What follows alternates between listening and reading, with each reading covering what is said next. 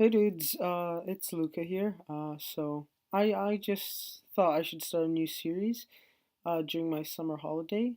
It's gonna be reading out short stories, and so if you guys have a good suggestion for me, or if you wrote one yourself that you think should be read out, just send it through me. Just send the link to me through my business email to the page of the short story, and I could read it out. So thanks. I hope you enjoyed this first one. This is a story called The Field. It was actually written by me.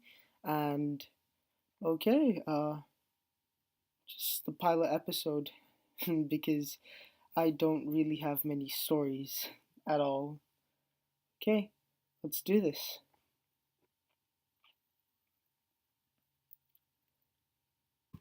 I was walking down a field of what were once countless acres of carrots that were simply left behind to die and rot by their farmers.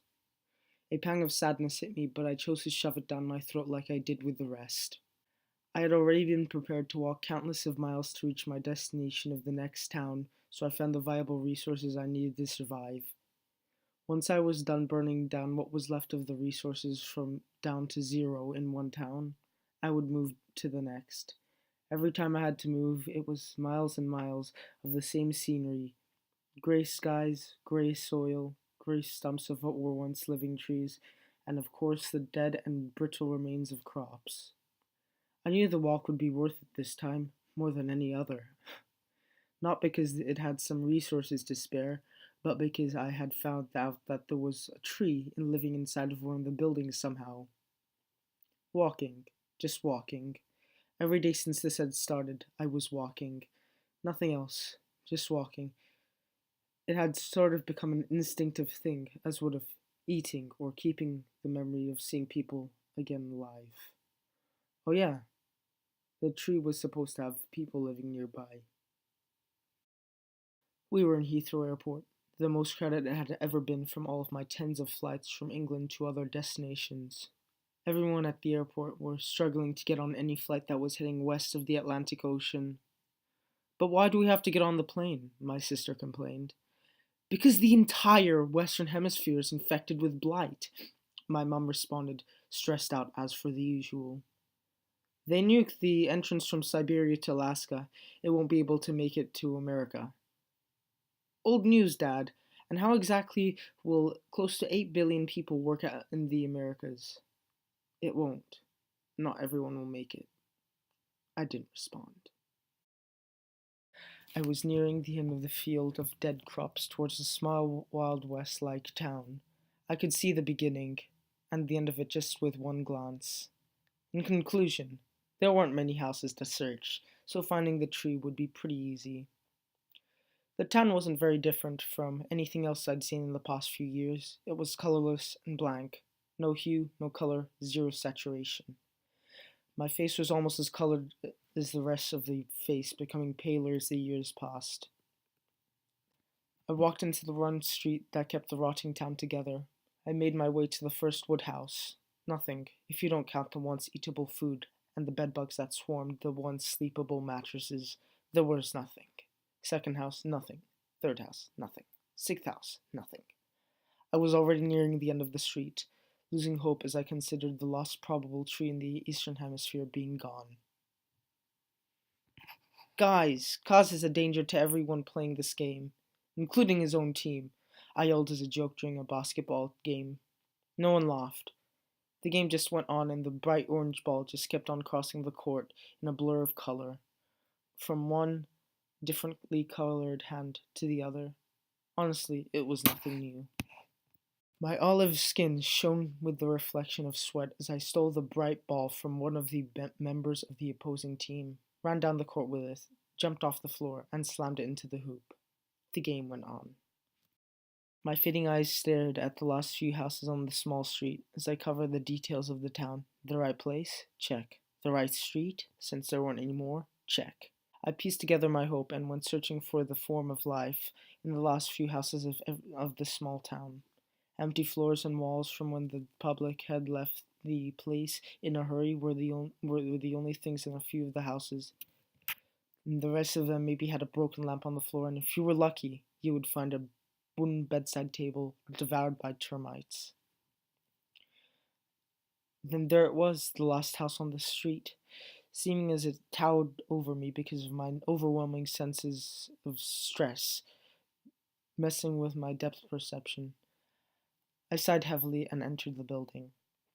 I couldn't believe it for a moment. There it was. The tree. I was almost too stunned to believe it, but then again, everything nowadays is too good to be true. All who have premium, board the last plane to Goose Bay. The loudspeaker blasted off for the first time with a male voice. We had been biting our fingers at the airport since we had gotten there. Downtime wasn't exactly a good word to explain it. It was practically the opposite. The screaming and crying had been getting consecutively louder, more often and closer in the past few hours. Everyone was getting tenser by the moment. As soon as the words came out of the loudspeaker, everyone stood up quickly and disappeared down towards the gate in a blur of color and madness. We were being carried down the mob of people as if it was a river. There it was, the gate. There we were. The crowd slowed down pretty quickly and lined in an organized fashion of a single line.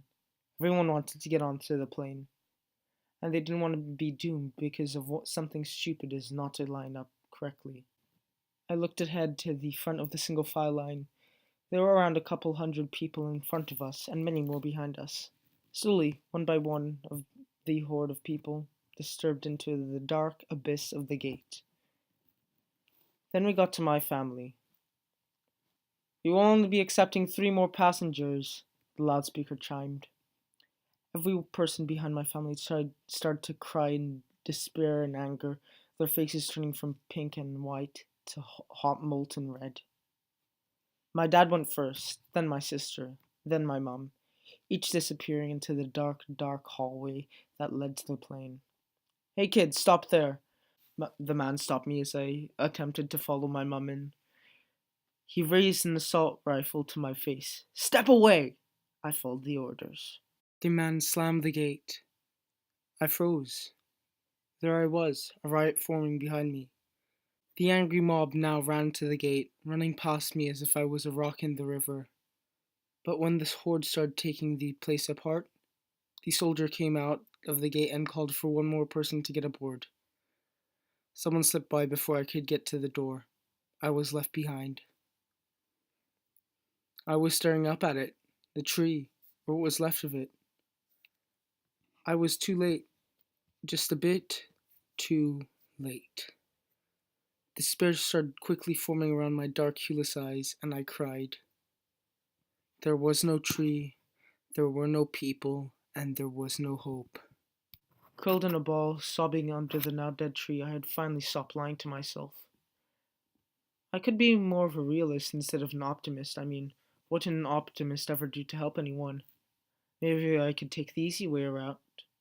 It would be a realistic approach. There was a bridge a few kilometers away from there. Then I started hearing footsteps, actual footsteps. I started to feel scared instead of excited. Out of nowhere, a person with a hood came through the doorway I had come through just a few minutes ago. The person started walking unrelentingly towards me. I scooched away as fast as I could, but the person with the hood just kept on zoning into my location. The person in the hood was now 2 or so meters away from me, and my breath quickened, with what I can tell the difference from at this point: anxiety and happiness. The person lifted the hood that sat on their head. It was a woman, in her late 40s. I stood myself up from the base of the dead tree. My eyes watered, and I began to sob tears of hope. Color began to seep into my face again, filling the gap of me that was gone for so long. Then I smiled, for the first time since I was left behind. Hi, Mom. Anyways, thanks for watching this video, guys. If you liked it, don't forget to leave a like and maybe a suggestion of what short story I should read next. I hope you enjoyed. Goodbye.